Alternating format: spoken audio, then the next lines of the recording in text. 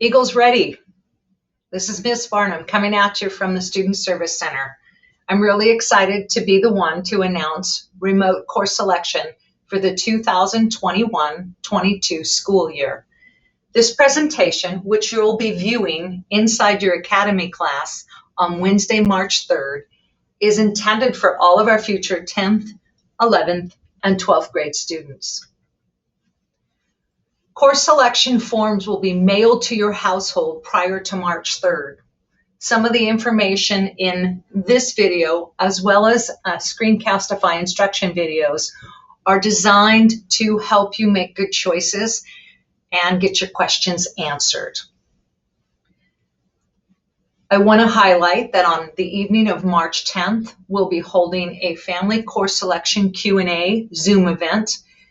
The evening will be divided into a middle school and a high school time frame with breakout sessions based on topics. You'll have a couple weeks to review course descriptions, videos, email information, your graduation progress report and credits, as well as to get your questions answered. Then between the dates of March 3rd and 12th, all of our students will register for next year's classes from the comfort and safety of their homes using PowerSchool. The final step in the process is to turn in your completed course selection form through a Google Classroom assignment that will be posted in your English classroom, which is due Friday, March 12th. It's really important to us to have a paper record of every student's course selections, just in case. I've mentioned a couple resources, but I want to highlight the fact that you'll also be getting via email teacher recommendations from your current subject area teachers. And we've set up a special Klahowya course selection website with tons of videos and extra information about programs, local partnerships, options, as well as instructional videos that can help you get your questions answered. The other thing I want to make sure that I note is that counselors are going to be available daily, March 3rd through 12th, for drop-in sessions. Come on in, say hello, ask a question or two, get a little bit more information about something you've been wondering about, or ask about a specific course. We'll be available from 8 to 9 a.m. and 12 to 2 p.m. March 3rd through 12th. So how do you find out what credits and classes you still need for graduation? One of the new features that's been added to PowerSchool allows you to view your individualized graduation progress report. And I'm going to show you how to get there. Just like you log into PowerSchool to check your grades, you'll also go to the same PowerSchool platform. When the screen comes up, you'll see a navigation pane on the left-hand side of your screen. Where the red arrow points, you'll see an icon with a notebook and a clock, and next to it, it says Grade History. You will click on Grade History. The next screen you'll see allows you to zero in on the upper right-hand portion of your screen. Again, look where the red arrow is pointing, and click on View Graduation Progress.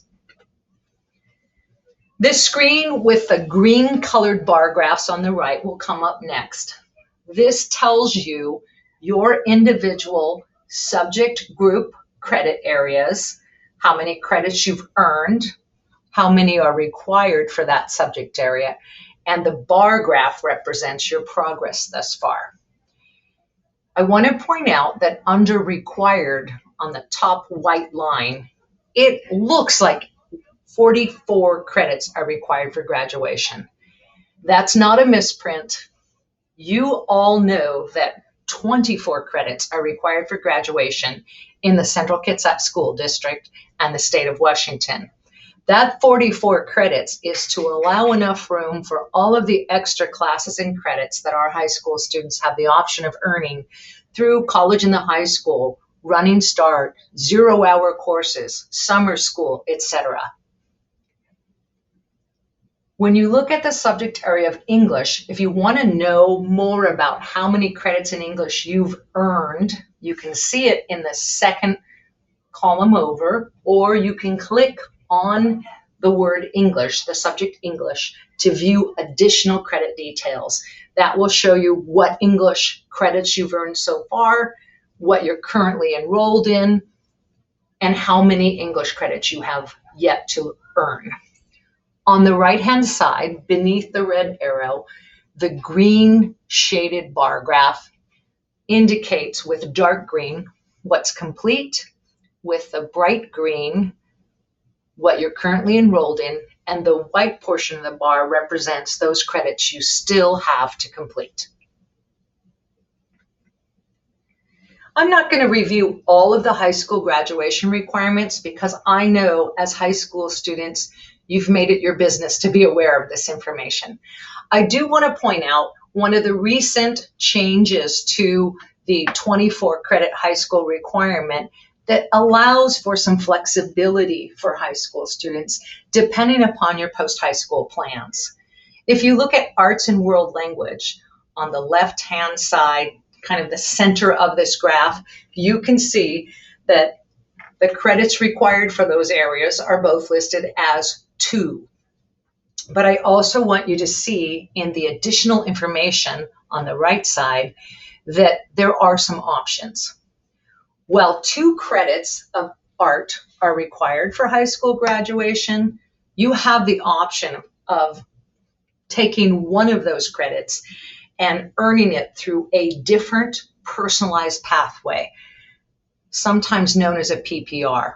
For example, you might be planning a pre-med career and feel that it might be more important for your preparation to, instead of that second credit of art, take sports medicine or anatomy and physiology. The PPR form that is signed by a student, a parent, and the counselor and documented in PowerSchool gives you that flexibility. The same is true for the 2 credits of world language. A student who's perhaps interested in the field of welding might decide to be part-time junior and senior year at West Sound Technical Skills Center. And instead of taking world language, they're taking more in-depth, hands-on coursework in the field of welding. Again, this is called a PPR. I also want to point out that what used to be the Smarter Balanced Assessment requirement for testing has been replaced by a graduation pathway. Yes, passing the Smarter Balanced ELA and math is one way of completing a graduation pathway, but the state of Washington has now opened up several different pathways, including the ASVAB, college courses, AP courses, as well as CTE sequences of courses or credits to complete that pathway. Washington State history is still a graduation requirement, as is the High School and Beyond Plan. Clahalia students are real familiar with the High School and Beyond Plan because we begin working on that during our 7th grade year and have the opportunity to work with Mr. Miles and Ms. Gottschall through the years, honing in on your plans post-high school and what classes you'll be taking to get you there.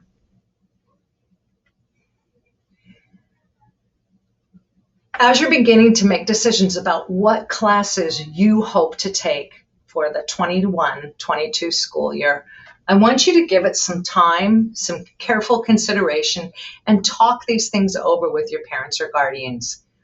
If you can, try to picture course selections as this multi-year layering of your skills and abilities that you develop over time in middle school and high school. You become more focused on a future path, educational goals, training, and your ultimate career.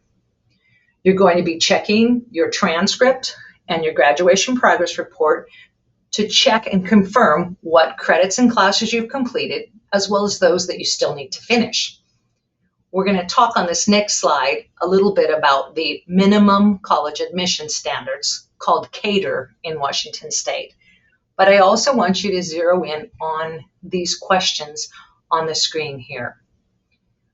For each class, ask yourself, is there a prerequisite course required? meaning do I have to take a certain course before I can take this class?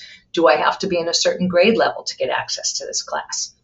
Do I have to have a certain score or grade on a previous course? Is the class recommended for me by my current subject area teacher? Now, teacher recommendations are not a mandate, but generally a subject area teacher who's had you in class for a year has a pretty good idea of your skills, strengths, and gifts, and might have some good information for you to consider. Also, are you adequately challenging yourself? Will the expected workload of this class balance with your other core subjects and classes, as well as your outside responsibilities? Are you working part-time? Do you have responsibilities for other children or elders in your household? Are you an athlete, a multi-sport athlete, playing at an advanced level or having to travel long distances to school? And then finally, is this class a good fit for both my work ethic and my future career plans? I mentioned we'd be talking a little bit more about the minimum college admissions requirements, or CADR. Generally, college admissions standards are greater or higher than high school graduation requirements. Everyone still needs 4 credits of English, whether they're graduating from high school, entering a 2-year college, joining the military, or planning to enter a selective university on the East Coast. You should make sure if you plan to go to college that you have a balance of literature and composition courses, 3 credits of math. Everyone takes Algebra 1 and geometry, and if you plan to go to college, you should make sure you successfully complete Algebra 2 as well. That can save you on costly remedial courses in college that won't count for your degree. We now need 3 credits of science to graduate from high school. College-bound students should make sure that they have 1 year each of biology, chemistry, and physics or physical science. Also, if you have not stayed in math beyond Algebra 2 in high school, it's important that you have a math-based quantitative course during your senior year. That could be physics or chemistry, but it might also be additional math depending upon your abilities and skills. We talked before about world language, and we talked about visual or performing arts. A special note for students who plan or hope to play collegiate sports. Please make sure you consult the course catalog as well as the NC2A and the NAIA clearinghouse websites to get additional information that's specific to collegiate athletics. One of the neat things about high school is that more opportunities open up for us, and we have an opportunity to further challenge ourselves, explore different sites and partnerships for our education. I've got some of our partners pictured here on this screen. You're by now likely familiar with advanced placement, which is a form of dual credit. You take a class in high school, a nationalized exam in the spring, and are eligible to earn potential college credit that's transferable anywhere. College in the high school is a more recent addition to our special programs and partnerships. Our college in the high school classes at Klahowya are offered in conjunction with Central Washington University. Students take these classes on campus, but are earning dual credit, both college and high school credit, at the same time. We also have a number of CTE dual credit courses in partnership with Olympic College. These are classes that are taught in culinary arts, technology, and other what we call professional technical programs. Many of you are already familiar with Running Start, which is a partnership with Olympic College, as well as West Sound Technical Skills Center. The programs with an asterisk after their title require a separate application and may involve some prerequisites and additional steps to be admitted.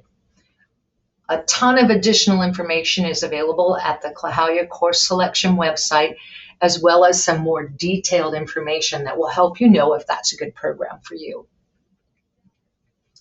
We've talked a little bit about the process and resources It's real important to us that your questions about course selection and registration get answered. So again, this screen highlights some of the opportunities to get that information that you need, and we hope that you'll take advantage of it. We wish this was happening in person, and I know soon we'll be together again. Please don't hesitate to reach out to any of us in the SSC because we're here to serve you, and we wish you the best. Thank you so much.